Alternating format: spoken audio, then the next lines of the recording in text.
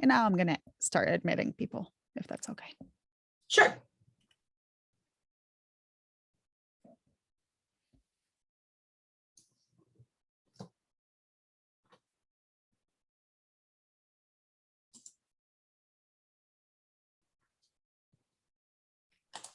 Welcome, everybody. So we actually have noon, or it is noon now.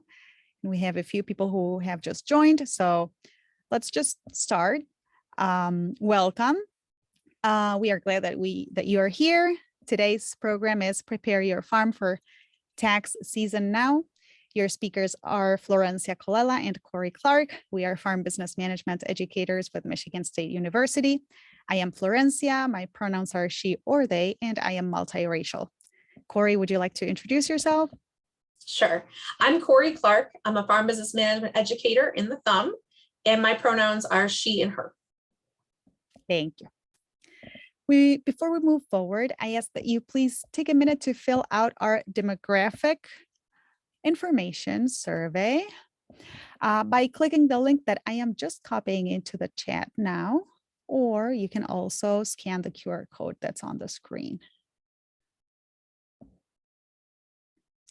By answering those questions, you help support our commitment to providing programs like this one to all segments of the community. Responding to the survey is voluntary.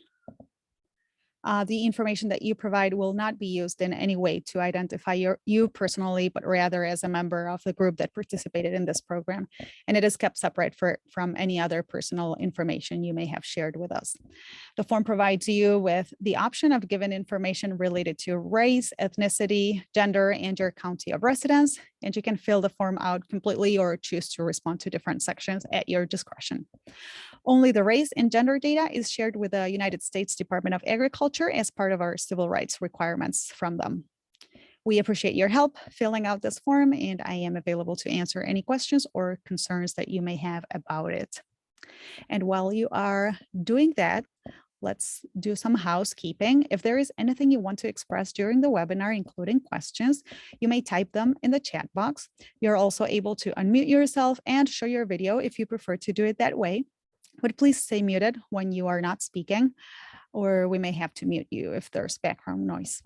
If there are any questions we are unable to answer live, we'll send the answers in a follow-up email that you will receive after the meeting. We have enabled automatic live transcription to help our deaf or hard of hearing participants. This automatically adds text to the bottom of the video with a real-time automatic transcription. You can take a moment now to turn it on or off if you want. If you're on a computer, you can do that by going to the CC Live Transcript button at the bottom of your Zoom window.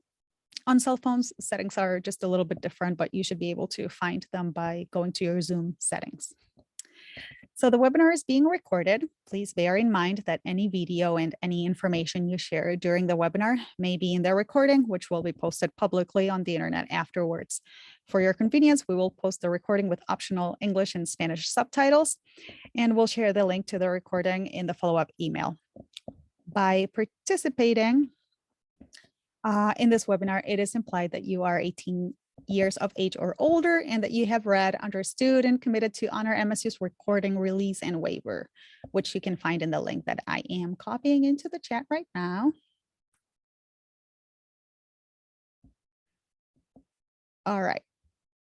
And lastly, MSU extension programs and materials are open to all without regard to race, color, national origin, gender, gender identity, religion, age, height, weight, ability, political beliefs, sexual orientation, marital status, family status, or veteran status. We also would like to acknowledge that Michigan State University occupies the ancestral, traditional, and contemporary lands of the Anishinaabe, Three Fires Confederacy of Ojibwe, Ordabwa, and Potawatomi peoples. In particular, the university resides on land ceded in the 1819 Treaty of Saginaw. We recognize, support, and advocate for the sovereignty of Michigan's 12 federally recognized Indian Nations for historic indigenous communities in Michigan for indigenous individuals and communities who live here now, and for those who were forcibly removed from their homelands. By offering this land acknowledgement, we affirm indigenous sovereignty and will work to hold Michigan State University more accountable to the needs of American Indian and indigenous peoples. And finally, I'd like to recognize that we are still living in a pandemic. Our office setup may be less than optimal in terms of background noise, interruptions, or poor internet connection. So I just ask that we give each other as much grace as we can. And without further ado, let's get started.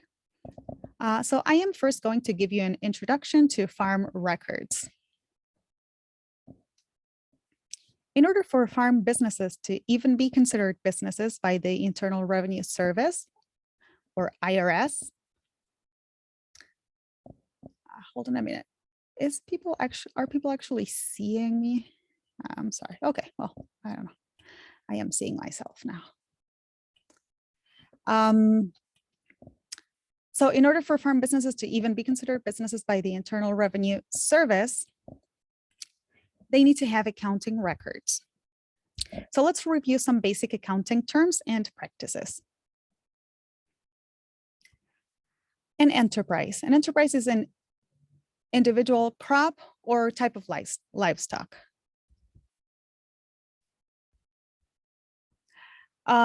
Most farm and ranch record systems summarize income, expenses, and profits for the entire farm, which allows them to evaluate the performance of the business compared to past years and other farms. While this is great, enterprise reports are useful for determining which enterprises within the farm are contributing the most profit to the business and are therefore candidates for expansion. On the other hand, enterprises identified as unprofitable become candidates for elimination. An accounting period is a period of time, usually a year, for which a financial statement is produced. It is generally recommended that a farm's accounting period follows the production cycle of the major enterprises of the farm and ends at a time when business activities are slow. For most crop and livestock farms, a December 31 ending date fits this recommendation. So most farmers and ranchers use a calendar year accounting period. However, winter wheat, citrus crops, and winter vegetables are examples of crops where intensive production or harvesting activities may be underway around December 31st. These producers may want to consider a fiscal year accounting period that ends after harvest. Large dairies or commercial feedlots where activity is rather stable throughout the year may use any convenient accounting period. So accounts receivable is a revenue for a product that has been sold, but for which no payment has been yet received. Examples would be custom work done for a neighbor who has agreed to make payment by the end of next month, or grain sold on a deferred payment contract. Accrued expenses are expenses that accrue or accumulate daily, but that have not yet been paid. An accrued expense has typically not been paid yet because the due date or payment date is in the future. Examples are interest on loans and property taxes. Accounts payable. An accounts payable is an expense that has been incurred but not yet paid. Typical accounts payable are for items charged at farm supply stores where the purchaser is given 30 or 90 days to pay the amount due, or 60. Prepaid expenses, seed is a typical one. It's a payment made for a product or service in an accounting period before the one in which it will be used to produce revenue. And depreciation is the use of machinery, buildings, and similar assets over time causes them to grow old, wear out, and become less valuable. This loss in value, called depreciation, is considered a business expense over several years. It also results in a reduction in the value of the asset itself. Examples of depreciable assets on a farm or ranch are vehicles, machinery, equipment, buildings, fences, livestock, and irrigation wells, and also purchased breeding livestock. Land is not a depreciable asset because it has an unlimited life. However, some improvements to land, such as drainage tiles, can be depreciated. All of those were examples of special types of accounts. The chart of accounts is a list of the broad categories of assets, liabilities, equity, revenue, and expenses used in the business. So for example, repairs is a common expense account. When choosing account names, it may be useful to look at the IRS Schedule F, Form 1040 that Corey is going to be speaking about, used to report farm income and expenses for income tax purposes. If the chart of accounts contains the same names as Schedule F, it makes it easy to transfer amounts from the accounting system to the Schedule F at the end of the year. So here to the left, there's a list of common income accounts. To the right, there's a series of common expense accounts. And like we said, there's also asset, equity, and liability accounts, which we'll see next. An asset is any item of value, tangible or financial. On a farm or ranch, examples would be machinery, land, bank accounts, buildings, grain, livestock, prepaid expenses, and accounts receivable. Inventory is the physical quantity and financial value of products produced for sale that have not yet been sold. Farm or ranch examples would be grain in storage or livestock ready for sale, or that could be sold at the time the inventory is taken. The inventory is a part of a farm's assets, but we name it separately because of its importance. Liabilities. Liabilities are any debt or other financial obligation that must be paid in the future. Examples are loans from a bank or other lending institutions, accounts payable, and accrued expenses. And owner equity is the difference between business assets and business liabilities. It is the part of the business owned outright by the owners, also known as net worth. It is a good reflection of the business's solvency and ability to take risk.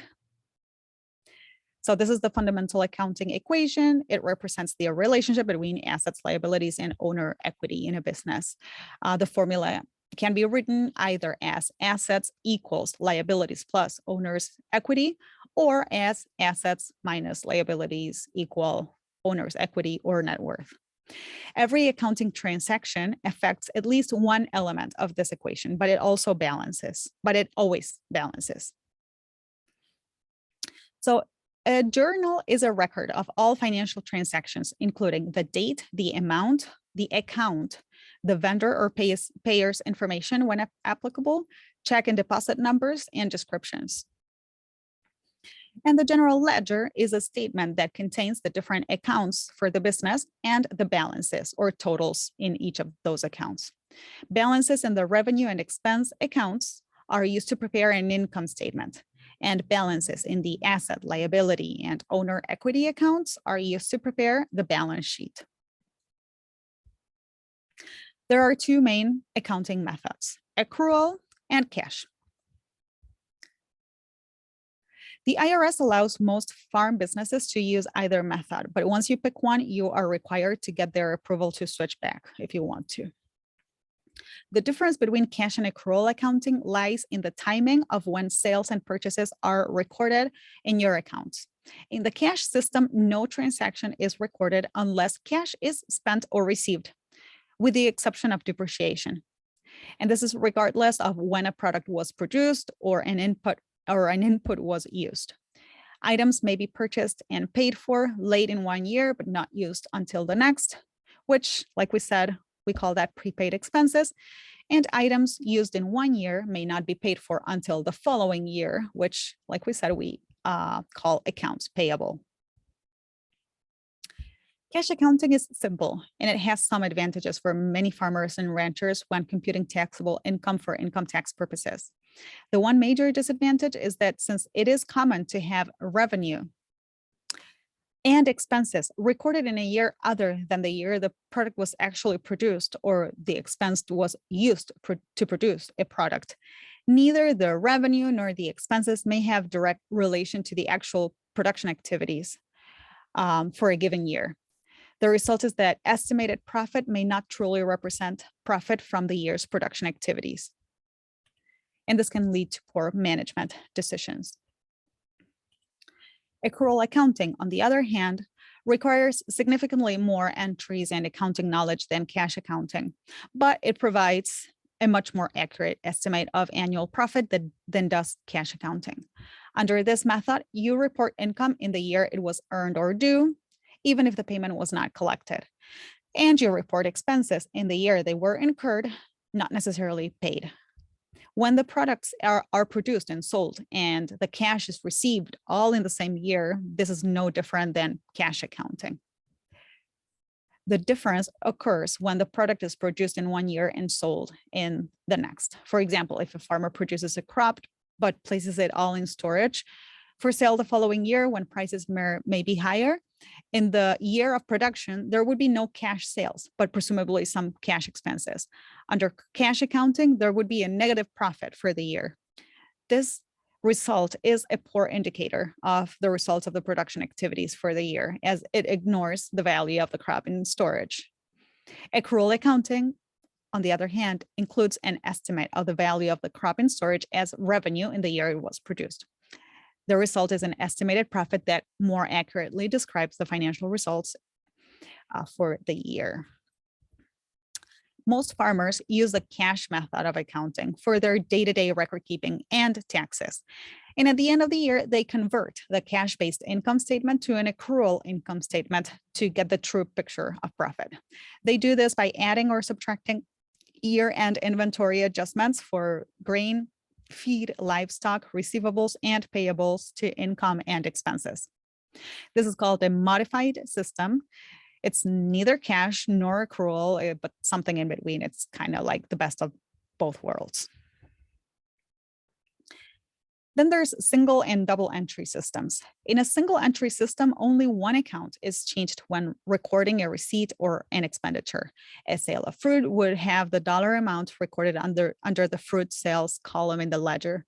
A check written to pay for feed would have the amount entered under the feed expense column.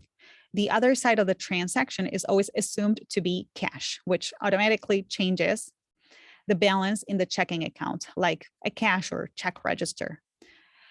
This screenshot is from the farm records book, which will tell you a little bit more later. A double entry system allows to record the change in value in any two accounts. This system results in a bit more time spent keeping records, but allows for some advantages. Flexibility, as it allows records involving more than one bank account. Accuracy, because accounts are kept in balance more easily or actually automatically. So there's less chances of errors and the fundamental accounting equation is respected. And financial statements can be produced at any time directly from data already recorded in the system, because double entry systems keep track of assets, liabilities, and equity accounts, whereas single entry systems do not. This last advantage, though, is a bit tricky because independently from whether you use a single or double entry system, you will end up needing to make adjustments to your financial statements at the end of the year.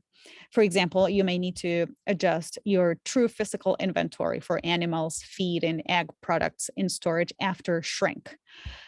Or you may also want to incorporate some information on your capital assets valuation, because usually you will have the cost value, that is what you paid for them. Or you could also have the book value, which is the cost value minus depreciation taken so far. But you may also want to incorporate the market value, as they are valuable information to financing institutions. An increase in market value may make your business seem more profitable than it is, though. So you don't want to keep track of only market value. You still will need the cost value and book value. Okay, so now let's quickly take a look at a few reports. There's the depreciation schedule, which is a statement that summarizes the annual depreciation on all depreciable assets. There's revenue, which is the value of product and services produced by a business during an accounting period. And there's expenses, which are costs or expenditures incurred in the production of revenue. And these two make up the net farm income, which is revenue minus expenses. Net farm income is also the return to the owner's equity, capital, unpaid labor, and management. The net farm income is reflected in the income statement. Profit is revenue minus expenses minus opportunity costs, or it can also be defined as net farm income minus opportunity costs. Opportunity cost is the amount an investor, you, gains or misses out on when they commit to one investment choice over another. And there's ways to estimate that. But then there's a statement of cash flows, which is a statement that summarizes all sources and uses of cash during the accounting period. It allows comparison of actual cash flows with budgeted cash flows, and it also helps complete a cash flow budget for the next accounting period. The value of a cash flow statement, as opposed to an income statement, is in its simplicity and timeliness. A cash flow statement is usually done monthly or quarterly, and it doesn't include non-cash accounting items such as depreciation. While it is not a good reflection of the profitability of a business, it is ideal for determining liquidity, as specifically how well it is positioned to pay bills at a specific point in time. So let's talk about account reconciliation for a minute. A bank reconciliation is needed to ensure that your checking account balance is correct. How many of you actually still complete these?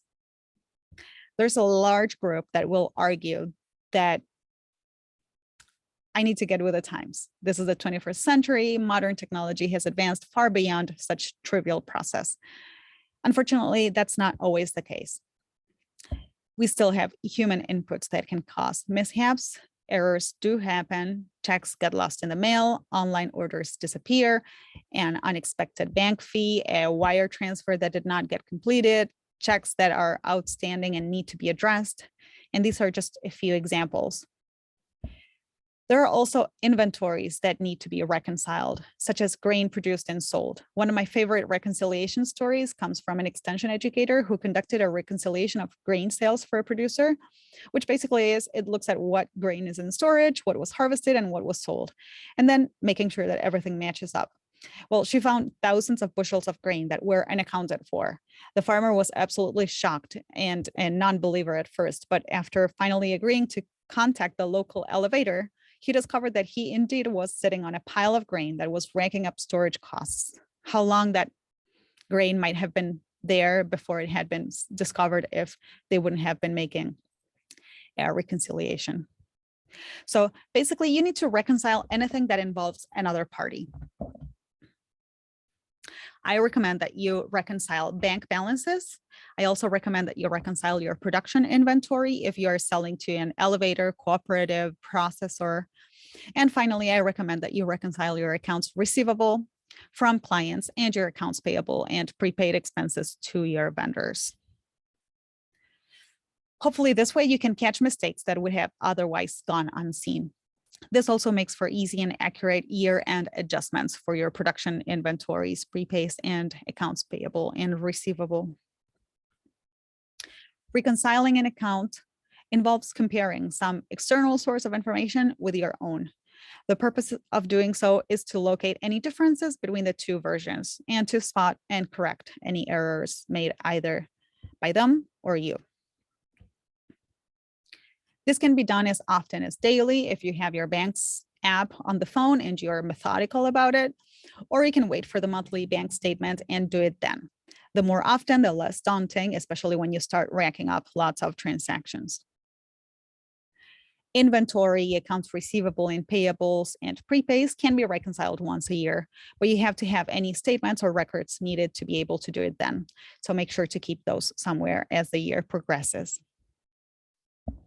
The process will usually involve two lists of transactions, yours and somebody else's, and a way to check or cross off records that match up. Reconciling accounts will keep your books in check, as well as your relationships with financial institutions and other business partners. This is why and how you reconcile your accounts. But now, if your firm gets audited by the IRS, they will want to see your books and the receipts that support the information entered in your books, among other things. So your record keeping system has to have two things: a process to archive receipts and a process to record transaction information. Which comes first? Should you just collect receipts and then transcribe that into your record keeping system? That sounds easy enough. Well, let's look into it. For each transaction, you will need to record the date, the amount, the account, the vendor or payer's information when applicable, check and deposit numbers, and descriptions. Receipts may help recording some of the transaction information, but they may not have everything you need. So you shouldn't rely on them alone to build your transaction list. Specifically, you need to know what account to assign the receipt to, which may be hard to tell or recall by the information included in the receipt. You may be thinking, well, I could just say every transaction at XYZ store is repairs.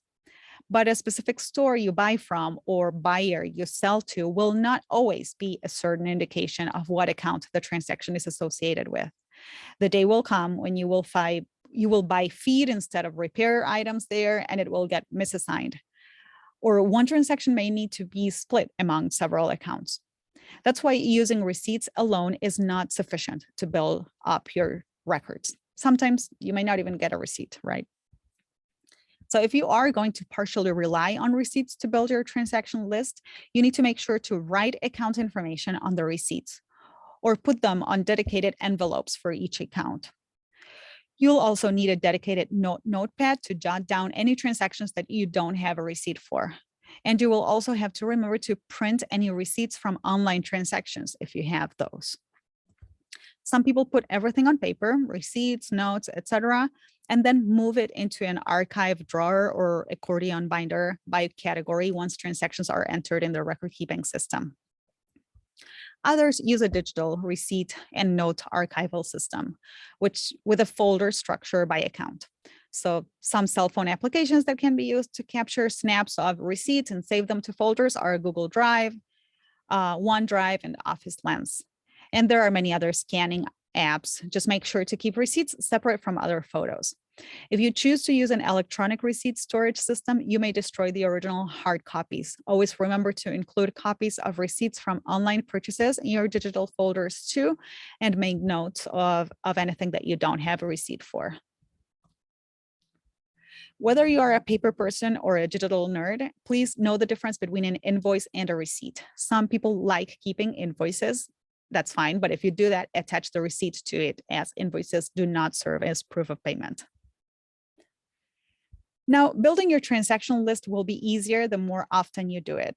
We hope that by now you are convinced that the bank statement cannot be your source of information for your records, as mistakes do happen there, and they also miss account information.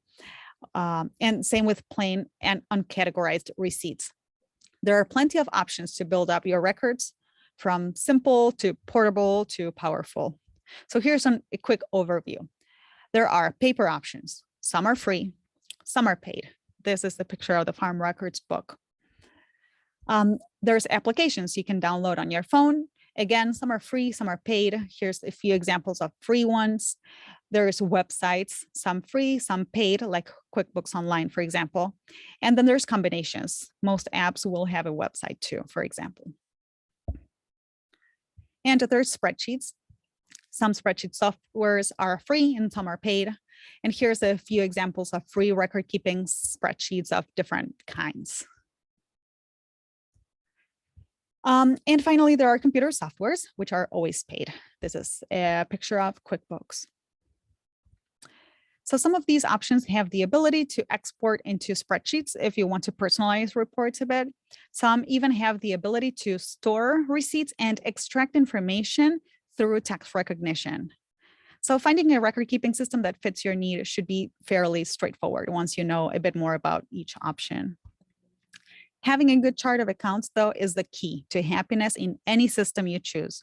So make sure to spend some time on that before even considering record-keeping options. MSU has the Telfarm program, which is a paid program that gives you a standard chart of accounts that you can use. Using this chart of accounts makes it really easy to get a standard analysis for your business at the end of the year, which a farm business management educator can do for you. With several people using the same chart of accounts, that also gives you the ability to benchmark. This is compare your results with average results and get an idea of where your farm is at with respect to everyone else. The Telfarm program also will review your books and back them up throughout the year. And they can also do a year-end tax plan for you. Anyways, your records can be great or terrible, independently from the complexity or the price of the record keeping system you choose. It is up to you and your commitment to inputting the data on a timely basis. And any system you decide to use will have a learning curve. So make sure you save time to learn. Another thing you should consider doing is using a competent accountant and discussing your options with them before making any decisions. Apart from satisfying potential IRS audit requirements, keeping records will allow you to budget, communicate with funding and lending organizations, and analyze virtually anything in your farm, even productive matters, and make truly confident decisions. You can achieve this powerful goal by simply recording transactions and then summarizing them. So it should be easy, and here we are to help you out. So Corey, are you there? I am. Let's switch to you. Okay. I will stop sharing. And I will start sharing. Okay. Do we have my presentation? We do. Awesome. Okay. So there's a couple of reasons to keep good records, right? Florencia has been talking about them. Taxes, tax purposes, to be ready for tax preparation, to provide backup if the IRS ever inquires about a particular transaction. And then management purposes, understanding your financial analysis and those sorts of things. We are going to talk about the tax side. Oops, let's see here. There we go. We're going to talk about the tax side. And one way to approach this, the way that we tend to think of record keeping as, well, how do I keep good enough records for taxes? I think it's important to also look at the other direction. What do we need for taxes? And then incorporating the other things we want our records for, like management. How do we design a record keeping system that does that?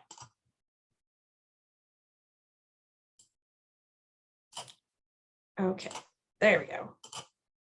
Okay, so I start with taxes are complicated, right?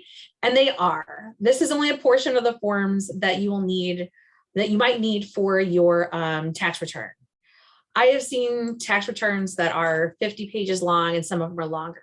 But before you panic, here's the thing. If you're not preparing your own taxes, and most farmers do not prepare their own taxes, only your tax preparer has to worry about these 50 pages and all these different forms. What you have to do is provide your tax preparer with the information that they need in order to complete your tax return. So we're going to talk about the things that go into your tax return, but I want to start by looking at the different parts of the business to kind of organize our discussion.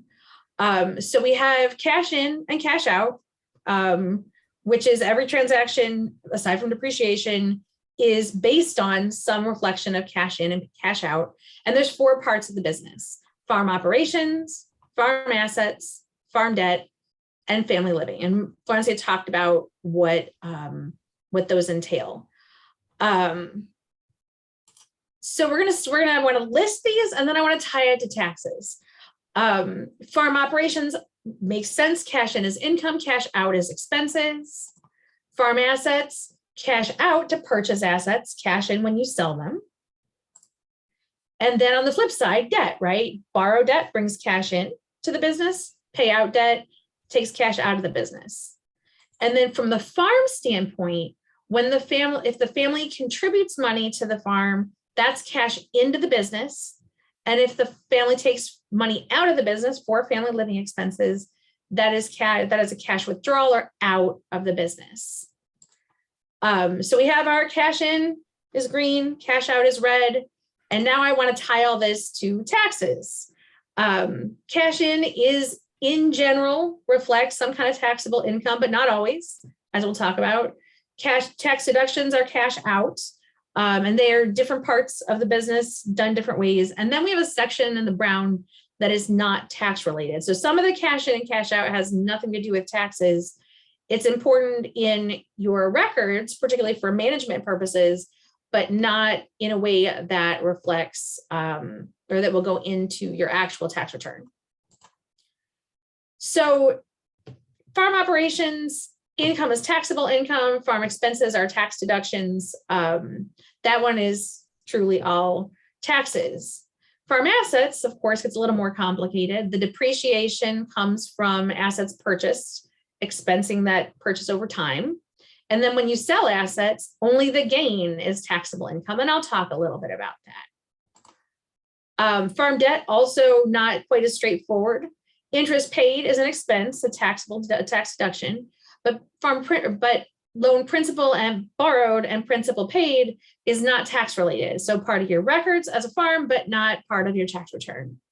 Similarly, contributions and withdrawals are for your family living are not part of your tax return. If you are a sole proprietorship, a partnership, or LLC taxed as either a sole proprietorship or a partnership, contributions and withdrawals of family living money or owner draws are not tax related. It's different for S corporations and C corporations, and I'm actually not going to talk about, for simplicity in this webinar, about those business organizations. So everything ultimately flows through to your 1040, your Form 1040, which is your individual tax return. And I have over here on the right our postcard size Form 1040 that everything ends up flowing through to. From the farm, there's two kinds of income, right? There's a net farm income, which involves income and expenses from operations and interest and depreciation. Capital gains income has more to do with the asset sales. And that's the other form of income that goes on your Form 1040. And then farm taxes, there's three kinds of taxes. There's the ordinary income tax on net farm income. There's self-employment tax also on net farm income. That's the portion of Social Security and Medicare for both you as an employee of your farm, which you're paying both the employee and the employer portion of Social Security and Medicare. You're not actually an employee of the farm if you're a sole proprietorship or a partnership. And then capital gains taxes on some asset sales. So, okay, we have on this chart everything that's going to be impact taxes in some way. Only the purple part of the chart impacts taxes. The entire chart reflects all the different kinds of transactions you could have on your farm. So we're going to focus on the purple part, but I do want to switch the farm assets and farm debt line to make our conversation that's upcoming a little bit more straightforward. So bloop. If I switch those lines, they're the same information though. And then we're going to remove the stuff that is not related to taxes. So as I mentioned about on the Form 1040, there is two schedules that are involved. The Schedule F that Florencia referred to, that's the farm income and expenses. So we have farm income in green, farm operating expenses, interest and depreciation, all are part of the net farm income that goes on your Schedule F. And then capital gains, the other income I referred to on the Form 1040, that's a reflection of gains from asset sales. And that actually is on its own schedule, Schedule D. So we'll start by talking about Schedule F with the farm profit and loss. And start with farm operations, the farm income and the farm expenses that again are both going on the Schedule F. Florencia talked about methods of accounting. Farmers typically use the cash method of accounting for tax purposes. And what that means is that, specifically, is that income is recognized when the payment is available to you. If it's available from a customer and you can get it, you can theoretically deposit it. It is income that goes into your records and would go on into your tax records. Expenses, your tax expenses are deductible when the payment is submitted to the vendor. So if it's sent to the vendor, if it's provided to the vendor directly, if it's charged on a credit card, that is reflected in your tax records. So the first major kind of farm income is product sales. And as you can see, I've highlighted in green the whole farm income section. We're going to work down it a little bit. Product sales is like, of course, the big thing for a farm, right? So it's also kind of a big thing that we think about how to keep records about. And you need to divide up your raised items from your purchased items because they're handled differently in your taxes and in your accounting.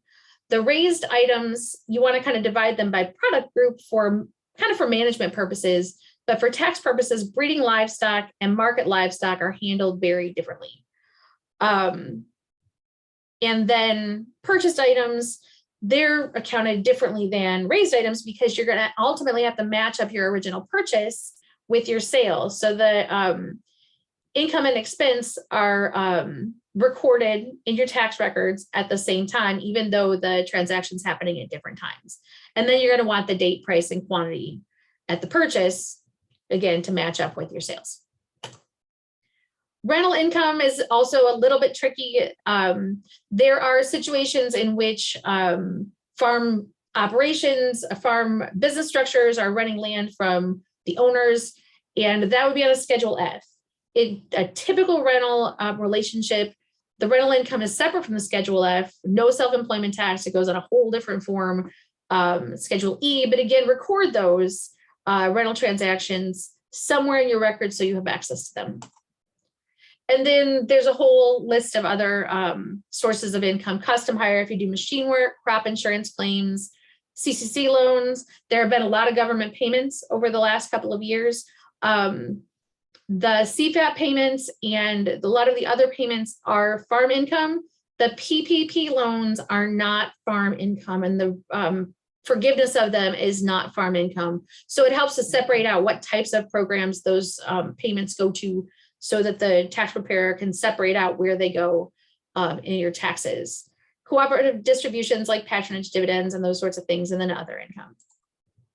So I did use the farm records book here to illustrate kind of the information you're keeping, but you can certainly do this in a spreadsheet or in software. The goal is to record the date of the deposit, the date where the income was received, the item like corn, buyer from Anderson's, and the amount. And the amount is more for management information. The sale information about the category on the Schedule F, that's really a reflection of tax records, but it is also used in your management records. And the farm records book has a column for each of the, there's management columns, but there's also columns that reflect each of the lines of the Schedule F.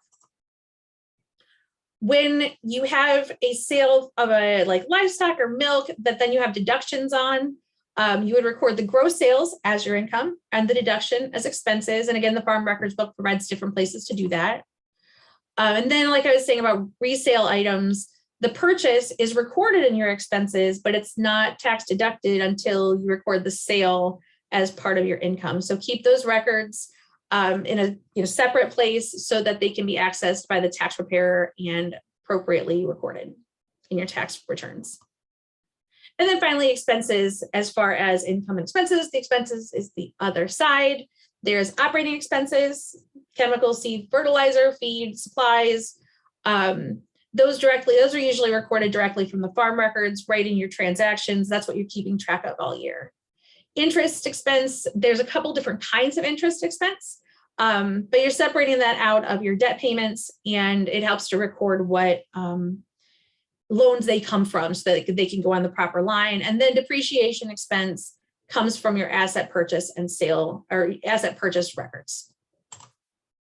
So just a couple of notes about different parts of the operating expenses that helps to know. The taxes that are part of the farm taxes are real estate taxes, labor taxes or payroll taxes, and personal property taxes. We really don't have personal property taxes in Michigan. That's like on equipment and livestock and those sorts of things. But estate taxes do not go in your records and your farm records. Personal income taxes, those don't go in your operating expenses. And then insurance, I have another number of insurance items: crop insurance, property and casualty, and liability. Life insurance is not a farm expense. Except in special circumstances, always consult with your tax preparer if you have a question, but we're talking mostly in generalities here. Labor can be two different kinds of labor. There's the W-2 labor, for which you also have like the Form 943, and it starts to get complicated for taxes, right? Have somebody knowledgeable doing your payroll taxes, and if it's you, that's fantastic, but keep up to date on what the rules are. Or if you have a tax preparer, they can be a good person to do your Form 943 and W-2s as well. Contract labor is easier. They just get a Form 1099, but the IRS has some pretty specific rules about what qualifies as an employee and what qualifies as contract labor. And so then at the bottom of your Schedule F, you do all the calculations. You have the income minus the total farm expenses. And then the bottom line in the blue is your net farm income on your Schedule F, which flows directly to your Form 1040. Remember that this, unless you have a special tax fiscal year, for most people, this reflects specifically the calendar year. These transactions have happened January 1st to December 31st. And so it doesn't necessarily represent a production year, which is the information you might want for your management records. So again, making sure that you want to make sure as you design a record keeping system that you're accommodating the objectives, the things, the purposes you want out of your records. But for tax purposes, you need your records that are transactions in the calendar year. In terms of what you record for expenses, as Florencia was talking, date, vendor, check number, and the amount, obviously, and then the category on the Schedule F with amounts. You can design your chart of accounts, use recording your accounts however you like, but make sure that you're able to divide out the lines for the Schedule F. And then when you're purchasing resale items, it's important to have a specific place to put those so that those expenses can be accounted for when you make the sale of the items. Okay, I want to talk a little bit about interest because it is the portion of expenses that come from farm debt. Remembering that principal borrowed and principal paid are not influencing, they do not have a tax line, they don't go on your taxes, and they're not either taxable income or a tax deduction. So as I was saying earlier, there's two lines of interest. There's a line for mortgages and a line for pretty much everything else, but record what interest payment or debt payments that you're ultimately going to separate interest out of goes with what loan. It will make that process a lot easier. So like in the farm records book, you might you would record, and the information you record would be similar in any record system. I'm just illustrating it with the farm records book here. So we're talking here about any transaction has the dates, the creditor, the loan, and it helps to record the beginning loan balance, because then when you have additional borrowing or payments, you'll be able to figure out what the ending loan balance is, and that management information is very important. So operating loans might be one time, might be periodic borrowing. The equipment loan usually happens as part of a purchase transaction, and it's important to isolate that information as well as the purchase price, because in terms of the accounting, they're different, and in terms of the information that you use on the farm, they're also different, and in terms of the taxes, obviously, they're also different. And then loan payments, you have your total payment broken up into principal and interest. It is hard sometimes to know what a specific payment, principal and interest portions are. You can contact the creditor or use the creditor is a good way to have a specific breakdown, but they're going to send you a 1099 at the end of the year to report for taxes what the interest portion was. And it's fine to update, usually is fine to update your records at home based on that 1099. And then the ending balance, again, helpful management information. Okay, so the last expense type is on farm assets. And that's the depreciation that you are going to take as a tax deduction over time on those asset purchases. That depreciation expense, of course, in general, the default is that it will stretch out over time, but there are actually a ton of options for depreciation on your taxes. Again, like that default is multiple years, and there's a number of different options for the method to use to calculate each individual year. But there's also Section 179 on many purchases that allows you to take all the depreciation and deduct the entire purchase the year that you actually buy it, plus a zillion combinations between the two. Depreciation expense can be a very useful tool in tax planning if you can isolate your expenses, your cash income and cash expenses, and get a sense of what those are. And then depreciation expense, you can start to decide on when you're doing the taxes and make choose your options based on what you need your end result of income to be.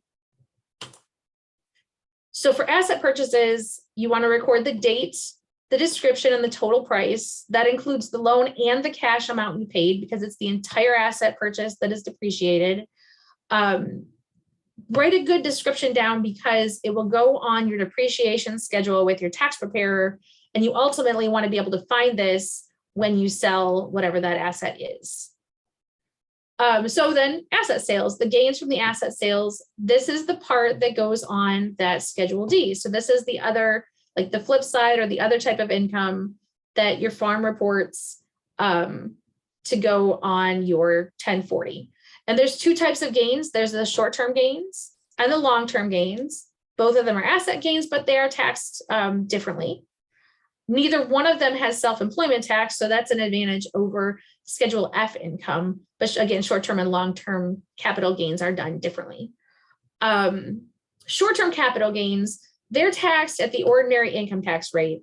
So that's like the progressive rates. You start at like 0, then 10, then 12%, and on up. And that's for assets that are held yet less than a year. So that's taxed just like any other income as far as the income tax rate, but does not have self-employment tax. Long-term capital gains are assets that are held more than a year. So like you would typically hold land, for example, for more than a year. If you sell it for more than you purchased it for, you would have long-term capital gains. It turns out that also breeding livestock that you have raised is entirely capital gains, because you didn't purchase it. There was no, your purchase price is essentially 0, but you're making a gain when you sell it, but it's long-term capital gains if those livestock are over 2 years. And then those capital gains tax rates are lower. They're potentially 0% if your income is lower, and they might be 15%, or if your income is very high, would be 20%.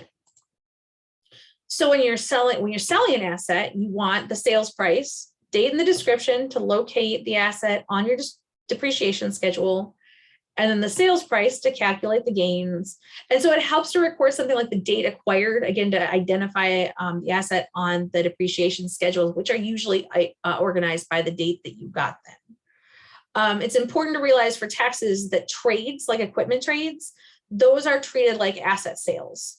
So you would have had the entire purchase price, trade, loan, and cash when you purchase the asset. But then when you trade it, that's treated as an asset sale for taxes now.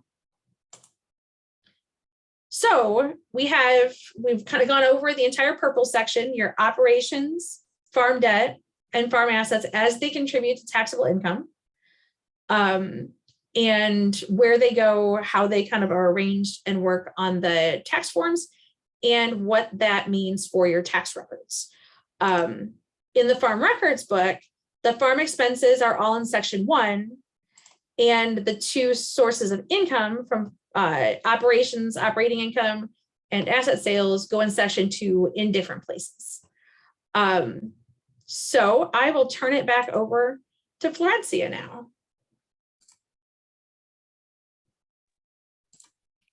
Okay, I'm going to share my screen now. Corey, if you would maybe. I can kick you out. I think I just kicked you out. Yes, you did. Thank you. Okay, you're welcome. So we do have a question, and we are going to try to address it now. But before we do that, I just wanted to send everybody the evaluation survey. There's a link in the chat, and there's the QR code. This is a different survey than the one we shared at the beginning. This is for you to give us feedback on this program. And we would really appreciate it if you could fill it out. Okay, now going back to the question, Wendy asked, when are we considered an enterprise or a farm, I assume? And she's explaining year 1, this year, we have purchased the land and equipment and started preparing for planting Christmas trees. Year 2, next year, we will be planting the Christmas trees and selling some of the harvested trees from land clearing as firewood and lumber. Years 5 through 7, the crop will be ready to harvest. And so before we go on to trying to answer your specific question, what I am going to copy in the chat for you, Wendy, is this document, well, it's not hyperlinked for some reason, but if you copy it and paste it into your browser, there's some information for beginning farmers that I usually share with farmers. We tend to get the same questions multiple times from beginning farmers. So you may be able to find some more information in there. But Corey, do you want to take a stab? Oh, sure. So in general, your farm expenses are not deductible until you start the productive portion of your farm. So you start selling farm assets. There are some rules that allow exceptions to that. There are some rules about how that needs to be stretched out over time under some circumstances. The specifics for your farm, you need to discuss with your tax preparer because it can vary by farm and oh goodness, there are so many rules. But in general, the expenses aren't deductible until you start selling a product. So my understanding, and Corey, please correct me if I'm wrong, is that yes, you do start filing a Schedule F when you start selling farm products. So that wouldn't happen for you, Wendy, until years 5 through 7, because timber does not count as a farm product. So in the meantime, what you can do is keep good records, because when you do start filing a Schedule F, there are startup costs that you can deduct, and there are special rules for that, but you will be able to potentially deduct some of your startup costs. So the best thing you can do now is keep good records. With any equipment that you purchased, you will not be able to start depreciating it yet, because equipment that's owned by just a person, which is what you would be now, does not get depreciated. So you would have to wait until you start filing your Schedule F, and then the equipment would be considered to be placed in service, and you can start depreciating it then. And you will have lost some depreciation from the years that you were not considered a farmer. Was that, was there anything wrong with that answer, Corey, that you know of?